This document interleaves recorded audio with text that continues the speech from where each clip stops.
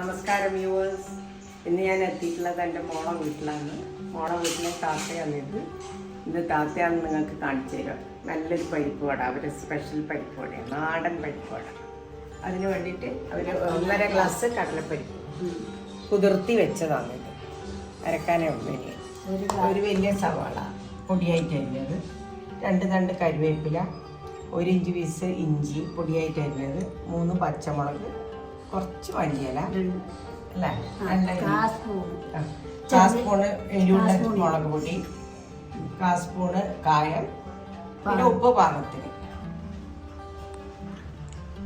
ഈ പരിപ്പ് ഒതുക്കി കൊണ്ടുവരും, മിക്സി കൊണ്ടുപോയിട്ട് ഒതുക്കിയിട്ട് കൊണ്ടുവരും. ഇപ്പൊ തന്നെ ഉണ്ട്.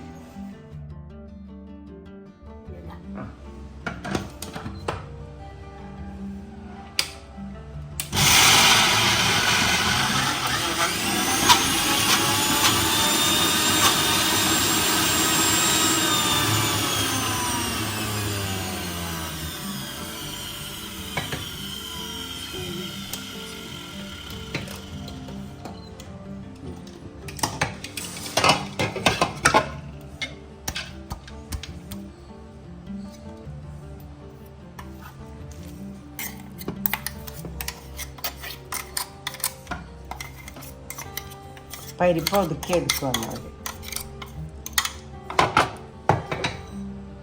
2 പ്രാവശ്യം ഇടാനുണ്ടാവും. 1.5 ഗ്ലാസ് കടലപ്പരിപ്പാണ്.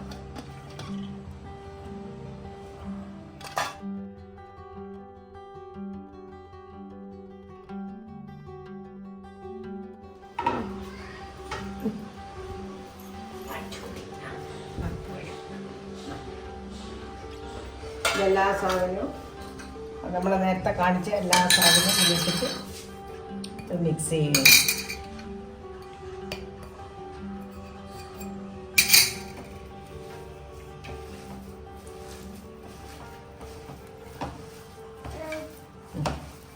ഇത് തിന്നാൻ പാടില്ല.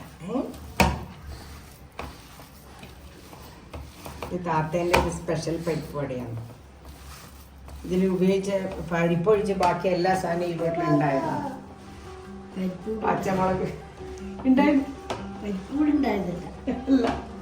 പരിപ്പൊഴിച്ച് ബാക്കി എല്ലാ സാധനങ്ങളും ഈ വീട്ടിലെ ഗാർഡനിൽ പറിച്ചെടുത്ത സാധനങ്ങൾ. കഴിഞ്ഞു, മിക്സിങ് കഴിഞ്ഞു. ഇനി പൊരിക്കാൻ പോകും. ബീഫ് ഉണ്ടാക്കുന്നു.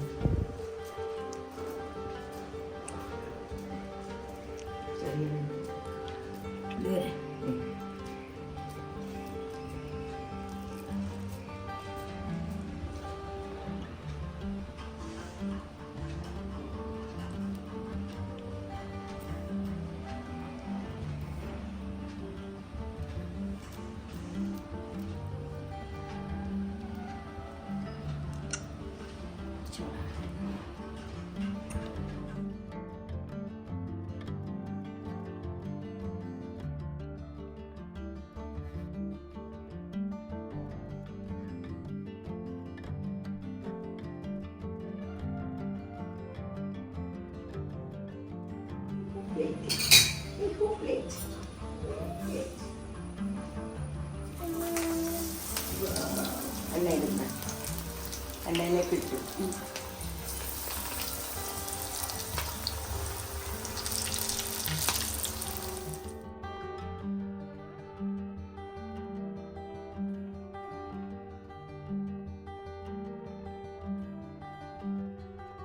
പരിപ്പ് നല്ലോണം വെള്ളം കളഞ്ഞിട്ടേ അരക്കാവൂ. സവാളൻ്റെ അകത്തെല്ലാം വെള്ളം ഉള്ളത് കൊണ്ട് വെള്ളം ചേർക്കാനേ പാടില്ല.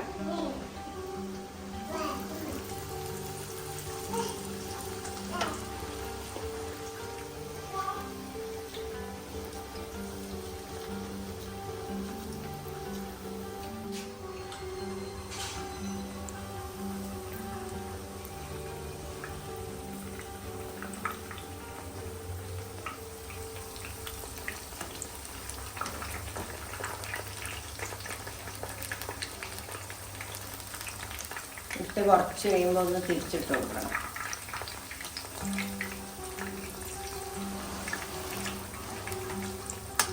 നേരിയ ഇതാക്കിയിട്ട് എടുത്ത് പരിപ്പോടെ നേരെയാക്കിയിട്ട് പരത്തിയത് ഉള്ളു പോകാൻ വേണ്ടിയിട്ട്. അത് നേരിയതാക്കിയിട്ടില്ലെങ്കിൽ ഉള്ളു പോകില്ല. പരിപ്പോടൊക്കെ അങ്ങനത്തെ ഒരു ദോഷം കിട്ടും. അപ്പോൾ പച്ച കടിക്കും.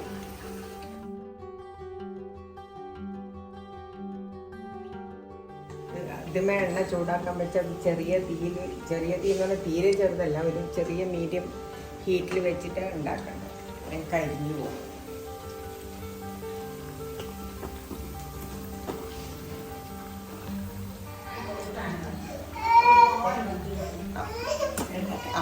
എടുക്കുന്നതാണേ.